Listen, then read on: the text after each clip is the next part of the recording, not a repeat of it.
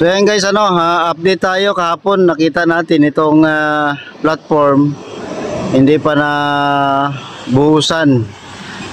Pero ngayon tingnan nyo guys, buhusan na. Yan ang sabi ko. Kahapon na doon tayo nakatayo, no, sa may gilid ng Cainta Market.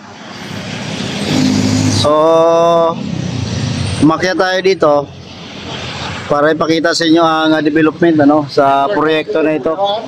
Ito yung Pasig River Esplanade.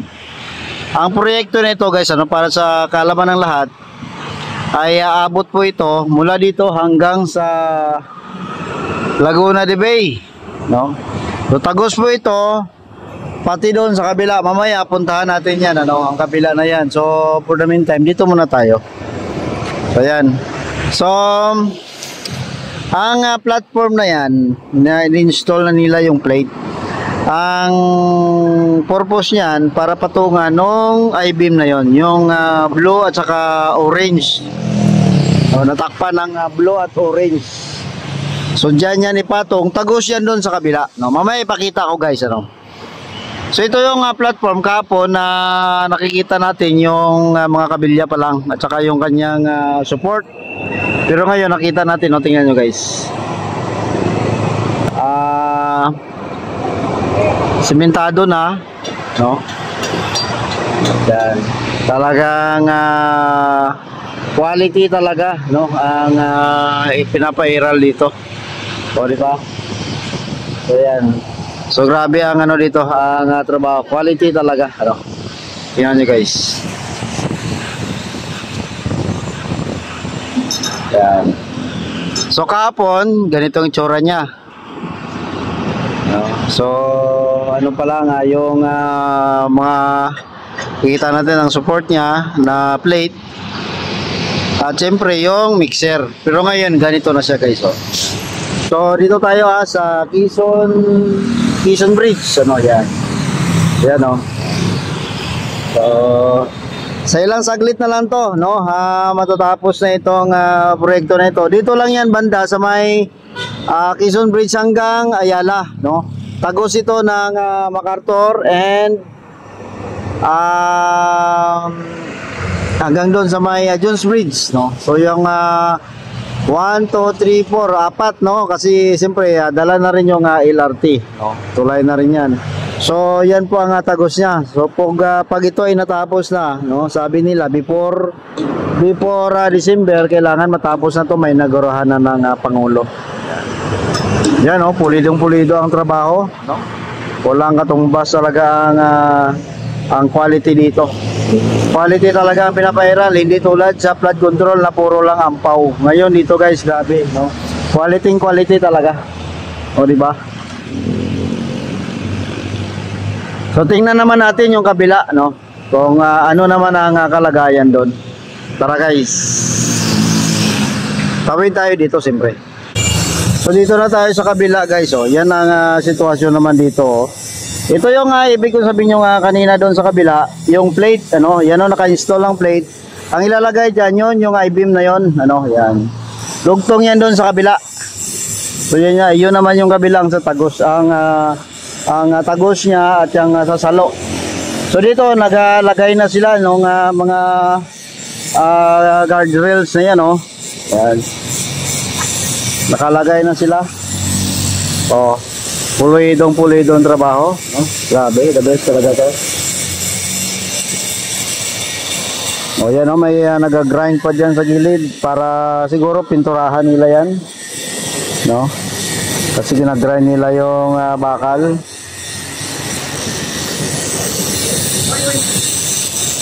So ayos na ayos ang pagkatrabaho dito.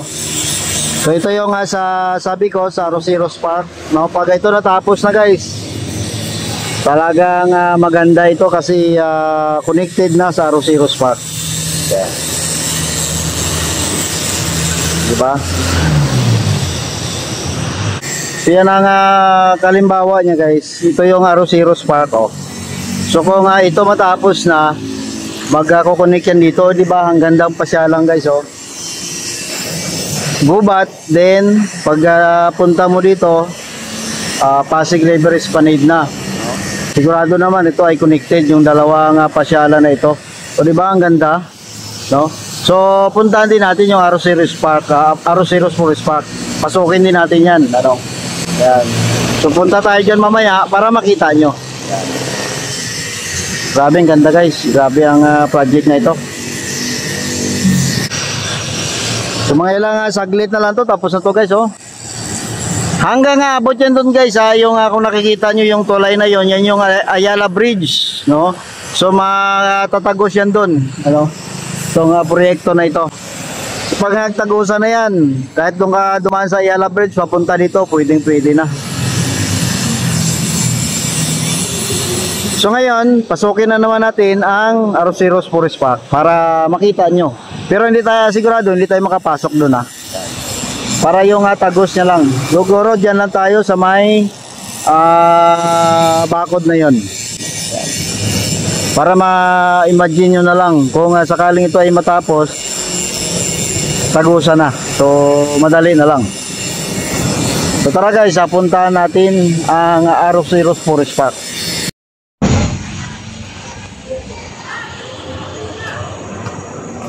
So ito na, pumasok na tayo sa Arroceros Forest Park guys. So pakita natin konti, no, Arroceros, ayun, no.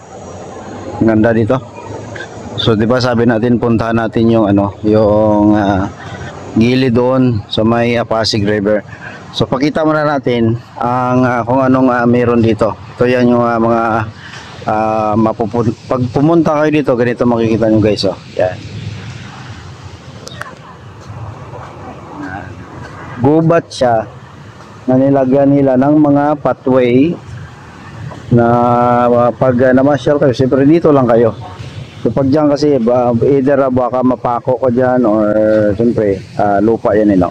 So safe naman siya. So dami na rin mamasyal. So ito yung point ko guys, ano. Pag sakali na matapos na yung Pasig River Esplanade dyan, mas lalong dadami ang mamamasyal ito. Ngayon, sa ngayon ang nakikita ko medyo actually lang punta ko na dito, no. Medyo pa konti-konti ang pumupunta, mga lovers, no, mga barkada. Pero pag once na ito ay mabuksan na ang Pasig River Esplanade dyan sa likod, panigurado yan guys, ano. Ito sisikat itong Arroceros Forest Park. Ang ganda, tingnan nyo. So kadalasan kasi sa atin, ano, hindi tayo pupunta ka sa bundok para maka-experience ng gubat. Dito sa lungsod lang, no, sa Maynila ay may gubat ka na, no, na mapuntahan. So di ba? So ganito din naman ang gubat. Although siyempre sa gubat medyo malalaki lang talaga ang punong kahoy. Diba? Dito medyo may mga malalaki, may maliliit, ano? Kasi ilan lang tinanim ito. Pero sa ngayon kasi guys, sa bundok wala namang gubat na, puro nakaingin, no? So dito ka makakita ng gubat talaga, di ba? Ngayon, ang sinasabi ko nga Pasig River Esplanade yan dyan, oh. So puntahan natin yan, no?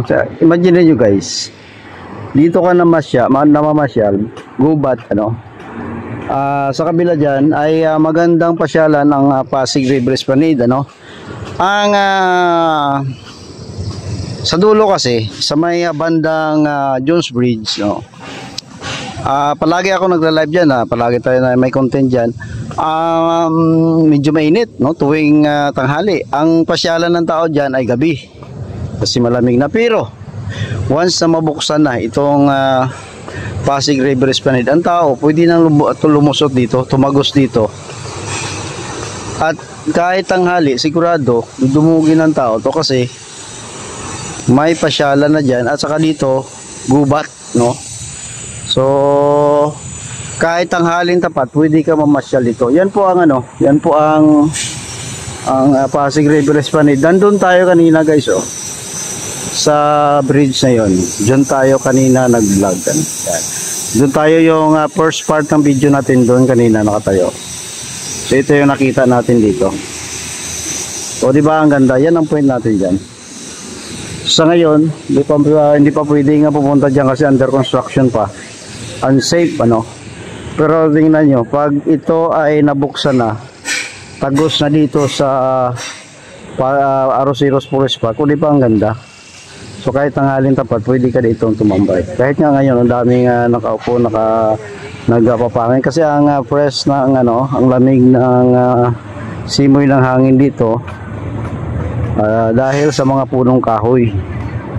So yan ang point natin diyan. Pag ito nabuksan na, napakagandang pasyalan to, no? Yan.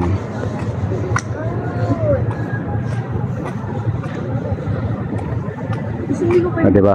So kung gusto niyo no masyal Arroceros Forest Park, dito lang yan guys sa may sa LRT Central Station, yan lang tumbukin nyo. Yan, grabe ang ganda, oh.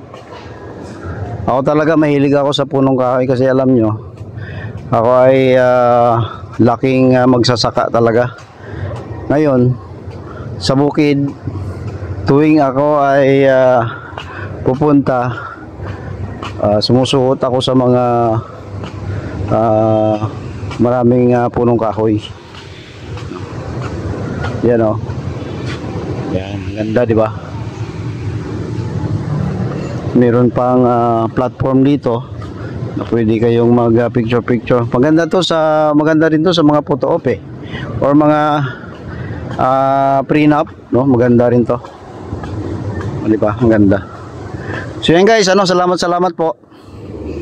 So yan po ang ating update dito sa Arroceros and Pasig River Esplanade, no? Hintayin natin matapos yung Pasig River Esplanade. Sigurado ito, dudumugin to ng tao. Hindi, konti pa lang nakaalam nito yung pasyalan na to. Pero once na mabuksan na yung Pasig River Esplanade, sigurado dadaming tao dito, lalong-lalo na pagtanghali, no? Sana dagdagan nila ng mga upuan dito. Sigurado dumugin yan. Yan guys, salamat po. Mag-ingat po tayo at mabuhay po tayong lahat.